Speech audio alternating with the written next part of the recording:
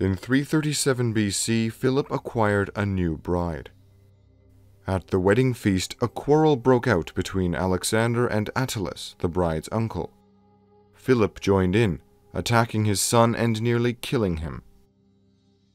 Hastening out of the hall, Alexander fled Macedonia, taking his mother with him, whether as a matter of honor or for fear for his very life. Alexander deposited Olympias in her native country of Epirus, while he himself hurried to the Illyrians, a nation with whom the Macedonians had a long history of hostilities. In all likelihood, Alexander was hoping to gain their support for a campaign against his father. The falling out between Philip and his heir, and that heir's presence in Illyria, had the potential to upset a hard-won political balance. And just as Philip was preparing to lead a Panhellenic expedition against Persia, he could not afford to leave behind an unstable neighbor. Therefore, Philip decided on launching a preemptive strike against the Illyrian king, Plurius, to dispel rumors of Macedonian weakness, and to deter the tribespeople from rising in his absence. Diodorus is the only source for the campaign, and he mentions it briefly. The only details he provides are that Philip fought against King Plurius, and that he would have been killed were it not for the actions of a certain bodyguard, Pausanias, who fell, receiving blows aimed at Philip. Whatever the events of the campaign, it was a success, reaffirming the security of Macedonia's northern border. But Illyria was not the only region unhinged by the royal affair. The quarrel between Philip and his son also complicated things immensely for Alexander Molossian, the king of Epirus. Alexander Molossian was the brother of Olympias, Philip's wife, who, after taking refuge in Epirus, was now urging her brother to go to war against her husband. Olympias had a point. The insult at the banquet threatened the honor of the Molossian royal family, and put the king of Epirus in a situation similar to that of his nephew. Ignoring it would lose him face. On the one hand, he was Philip's subordinate ally. He owed his crown to Philip, as Philip had put him on the throne 5 years earlier. On the other hand, by not acting, he would be perceived to be swallowing the insult, which had gone unpunished. Philip must have been aware of repercussions in Epirus. He was quick to offer his daughter Cleopatra in marriage to Alexander Molossian, to ensure the duration of the alliance. The arrangement of this marriage, for Alexander of Epirus, must have come as a relief. He was able to save face, as was doubtless Philip's intent, without having to go to war. The Molossian family was honored, and the importance of the Epirot-Macedonian alliance re-established. The wedding was to take place the following year. With the threats at hand nullified, Philip could now turn his full attention to the campaign in Asia, of which he would soon have to take personal charge. In 338 BC, the great king Artaxerxes III, after a 21-year reign, had fallen victim to the poison of his vizier, the eunuch Bagoas. He had then placed the youngest prince Arses on the throne, using him as his puppet. Bagoas himself held the real power. The vizier had resisted the older claimants, disposing of them all by the end of the year, leaving Arses the last of the direct Achaemenid line. As Bagoas manipulated the young king, however, discontent had intensified in the court and among the aristocracy. Disaffection was general throughout the empire, and the provinces threatened to rise in revolt. The time was ripe for the Hellenic expedition. Persia was in turmoil, and her response would inevitably be slow and hesitant. In the spring of 336 BC, Philip acted on his threats, sending a preliminary force of 10,000 men under the command of Parmenion, assisted by Attalus and Amyntas the Lyncestian. Their mission was primarily to secure a beachhead for the invasion that was to follow the next year. Philip expected that the region of coastal Anatolia, inhabited by Greek colonists under the Persian yoke, would first be liberated relatively easily and cheaply, with no need for the large army. The advance force was fully furnished by Philip at his own expense. In the process, he had hoped to win new allies in Asia Minor and the plaudits of mainland Greece. Then Philip would be in a strong position to require the necessary money and men from the League of Corinth to sustain the main force. Meanwhile, Demaratus, a Corinthian who was a friend of Philip, came to visit him in Macedonia. After the first greetings and welcomes were over, Philip asked him, "How are the Greeks agreeing with one another?"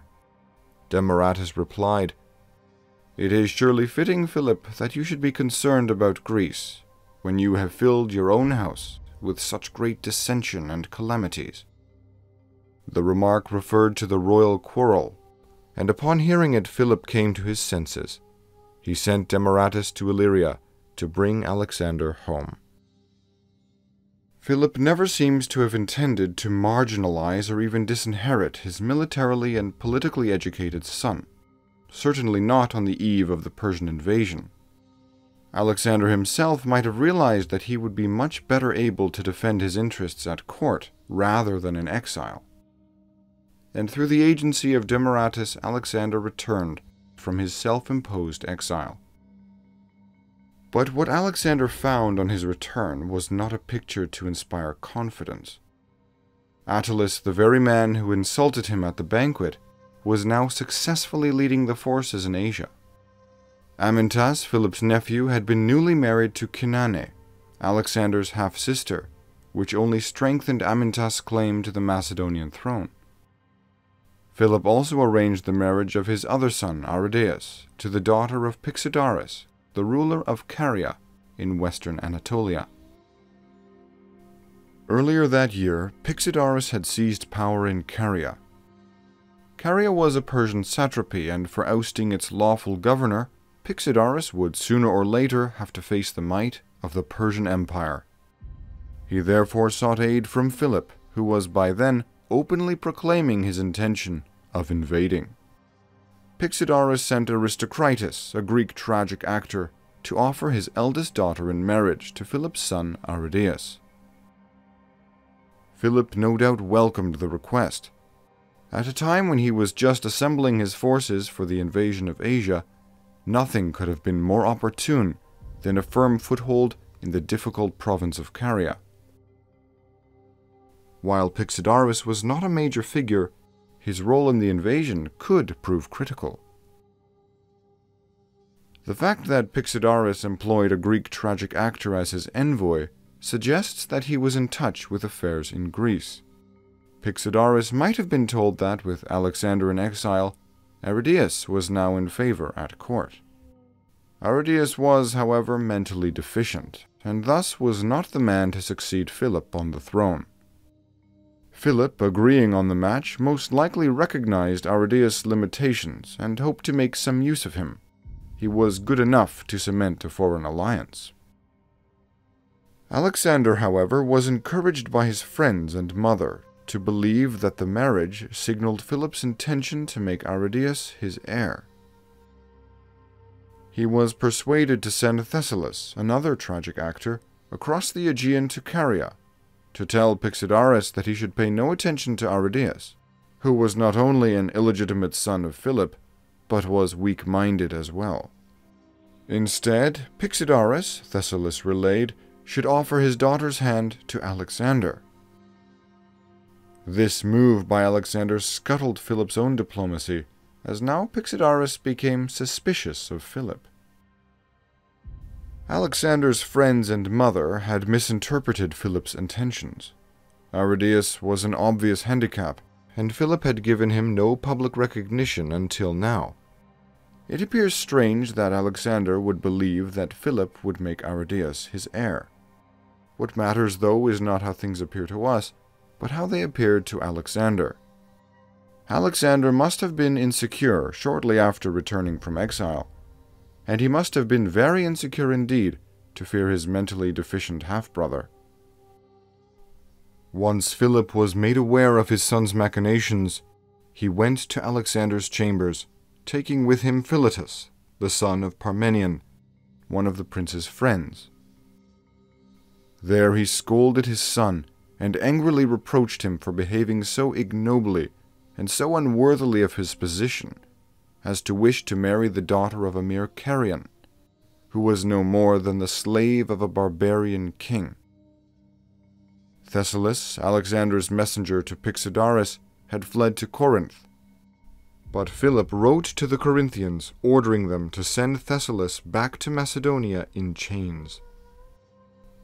At the same time, he banished 5 of Alexander's friends, Harpalus, Nearchus, Erigius, Laomedon, and Ptolemy, who advised Alexander.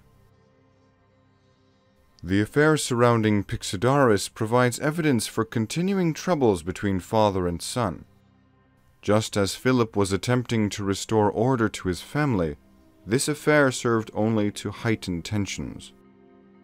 As a result of Alexander's ploy, the prospect of alliance between Philip and Pixodarus completely deteriorated.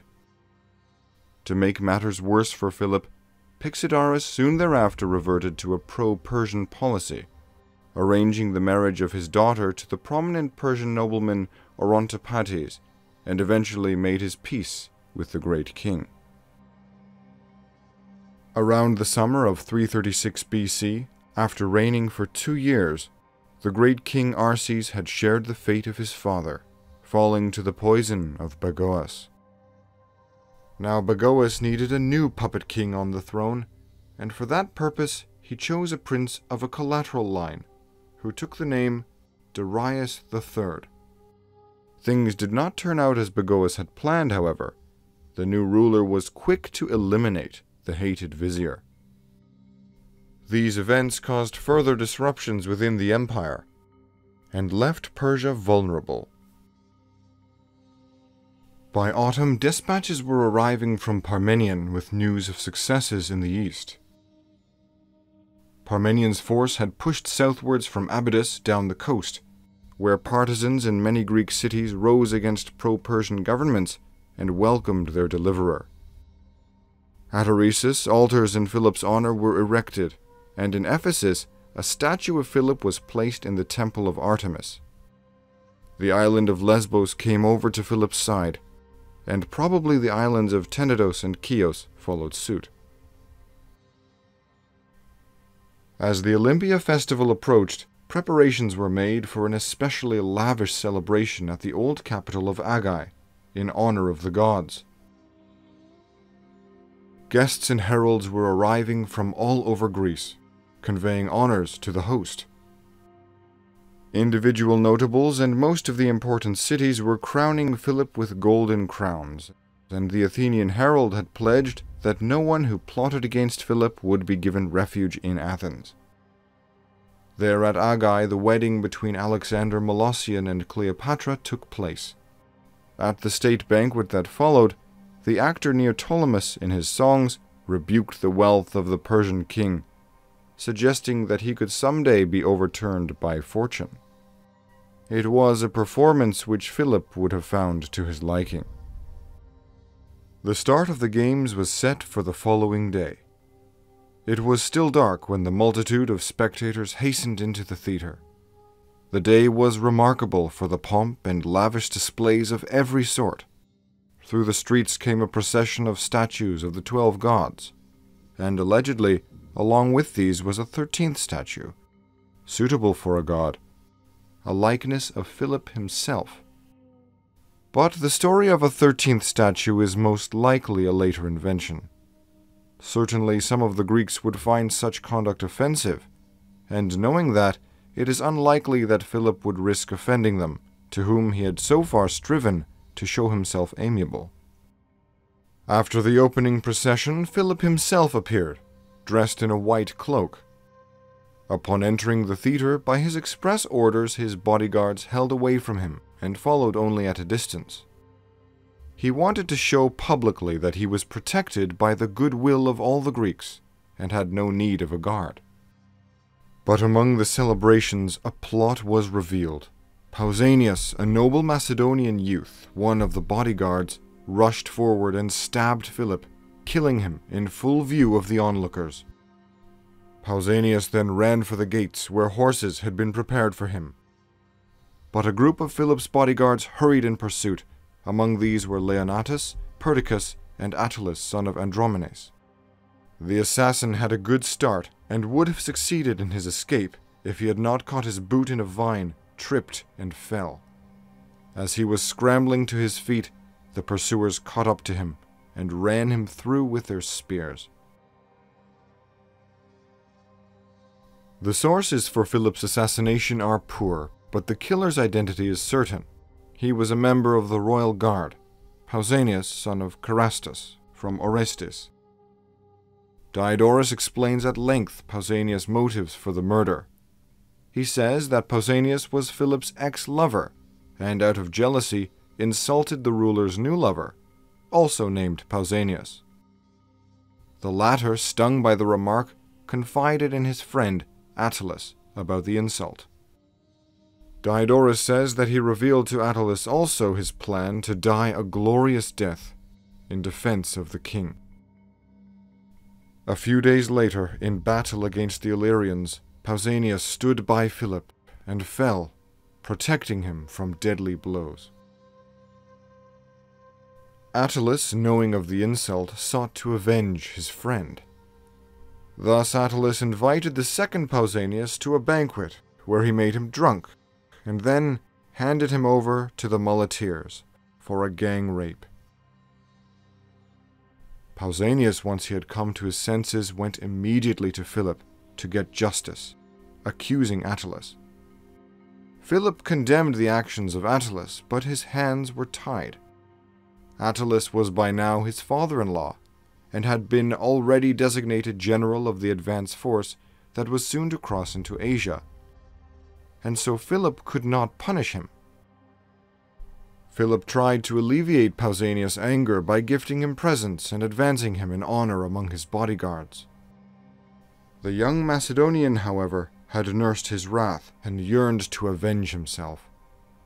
Attalus had soon after left for Asia, and Pausanias was cheated of his revenge. With Attalus out of reach, Pausanias directed his hostility against Philip, and resolved to murder him. Ancient sources characterize Pausanias' motives as personal alone, and he is depicted as consumed by blind passion. But Pausanias' actions are not those of a lunatic. He stabs Philip once, killing him swiftly, and then flees. This wasn't a suicidal mission, as the waiting horses indicate. Although Pausanias risked his life, he planned to escape. He was not a madman then, but a disgruntled bodyguard, whose humiliation must have been widely known. It is conceivable that there would be someone prepared to turn the bodyguard into a ready assassin. We might therefore entertain the possibility that Pausanias was not working alone. Of the ancient sources, Plutarch reports that Olympias was suspected of involvement in the assassination at the time, and Justin states that she prepared the horses which Pausanias was to use for his escape.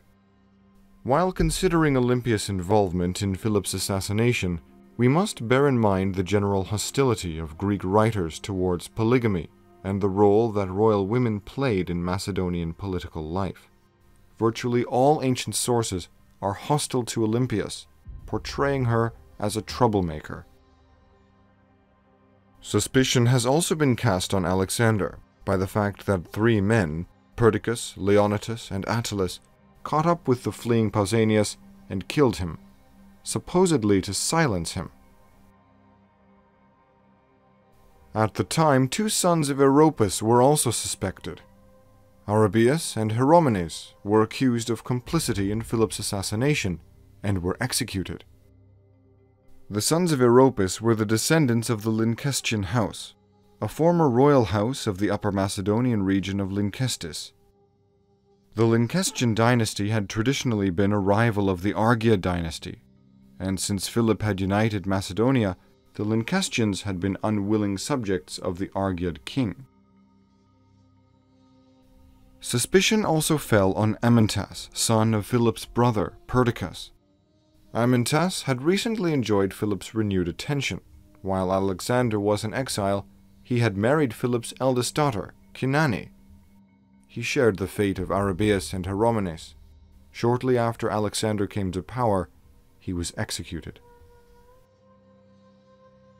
A comparison of motivation immediately creates difficulties.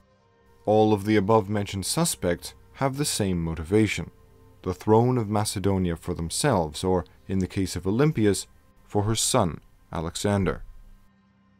In the event of Philip's death in the Asiatic campaign, still it was Alexander who had the best chance of succeeding Philip as king. Amyntas was next in line after Alexander, and his recent marriage to Philip's daughter Cynane should have reassured him of that. Had they waited only a few years, events might have gone in their favor. There was nothing to lose by waiting, but everything was risked by plotting. In the case of the sons of Europus, their chances of succeeding Philip were remote. To seriously fancy their chances, they would have had to get rid not only of Philip, but of Alexander and Amyntas as well. A rebellion raised behind Philip's back while he was away in Asia would have been easier to carry out, and might have given them a better chance at power. The method of Philip's assassination makes little sense. In broad daylight and in full view of everyone. There were private and less risky ways available, like poison or arranged death in battle. Confiding in Pausanias seems like an unnecessary risk, because of a considerable possibility that he would be captured and reveal his backers. It seems even more risky to entrust an assassination plan to several of Philip's most trusted bodyguards, no matter if they were Alexander's friends or not. The suggestion that the 3 bodyguards that killed Pausanias had done so to silence him is not very convincing. They only caught up with Pausanias by accident, when he tripped and fell. It is more plausible that they killed Pausanias in the confusion or simply out of hostility towards the man who had just moments before slain their king. They were apparently not close friends of Alexander at that time. They were not granted quick promotions after Alexander's accession. We should not underestimate the importance of the army regarding the accession of a new king, especially if there were multiple claimants. Philip, through his many victories and personal leadership, was very popular with the army. If any of the claimants had been revealed as the instigator of the plot to assassinate Philip, he could hardly have expected the support of the army. Macedonia had seen kings assassinated before, and had experienced the turmoil and bloody civil wars that followed. But in the case of Philip, the turmoil would have much greater scale. He was the one man holding Greece in peace. His death had predictably massive consequences in disrupting the stability and alliances that had been formed in the aftermath of the Battle of Caria. The timing of the assassination indicates that the murderers were indifferent to the fact that Philip's death might jeopardize Macedonian dominance of the Greek peninsula as well as the Asian expedition. The festival at Aegae was intended to display Macedonian dominance, but ended up being a huge embarrassment for the Macedonian royal family. Humiliating Macedonia and risking the possible loss of control of the peninsula could only damage the personal interests of the claimants to the Macedonian throne, which speaks against their involvement in the assassination. And Olympias would not have wanted to complicate matters for her son by creating the situation of a troubled succession. The Persian king makes a much more plausible choice than either of the in-house candidates so far discussed. The Persians had long used their gold to influence events in Greece, and they could certainly promise Pausanias protection and sanctuary after the murder. The timing and situation of the murder speaks strongly for them. The assassination did, in fact, significantly postpone the invasion. Unlike the other suspects, the Persians did not have easy access to the person of the king, and they ran no risk as Philip was on the brink of invasion anyway, and therefore a failed assassination could not hurt Persia. They had nothing to lose, but everything to gain. The new king of Persia, Darius III, inherited an empire in disarray, plagued by court intrigues and military problems in Egypt and Asia Minor. Philip posed a significant threat to the new king, especially with the support of the Greeks. He would be difficult to defeat in pitched battle, while the great king's army was committed elsewhere in the empire. The Persians would have been entirely justified in hoping that the removal of Philip would plunge Macedonia into dynastic chaos, thereby uprooting the League of Corinth. At the very least, an assassination would undoubtedly postpone the imminent invasion, which would have been an important factor considering Persia's military weakness in the west.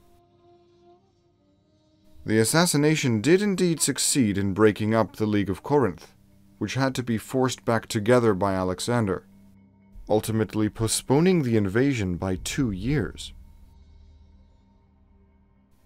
Pausanias acting alone is inconsistent with the execution of the crime. The motivations of Olympias, Alexander, Amyntas, and the sons of Europus are dubious, and the risks seem too high. The Persians, on the contrary, had the means, the motivation, they benefited the most, and they had previously used assassinations to great effect in very similar circumstances. The assassination of Philip appears to be a calculated, well-executed piece of political strategy by the newly inaugurated Persian king. Despite its sudden end, Philip's kingship had been a time of surprising achievements. He had removed any threat posed by Macedonia's neighbors and the Greeks. He achieved the unification of Macedonia itself, as well as the unification of Greece under the League of Corinth. He built an army unmatched anywhere in Europe. And above all, the Macedonians gained a level of security and prosperity that they had never before attained. Philip left a legacy of military and diplomatic triumph. His achievements were remembered among the Macedonians long after his death into the days of Alexander's successors. It was owing to Philip's achievements that Alexander would one day conquer the Persian Empire.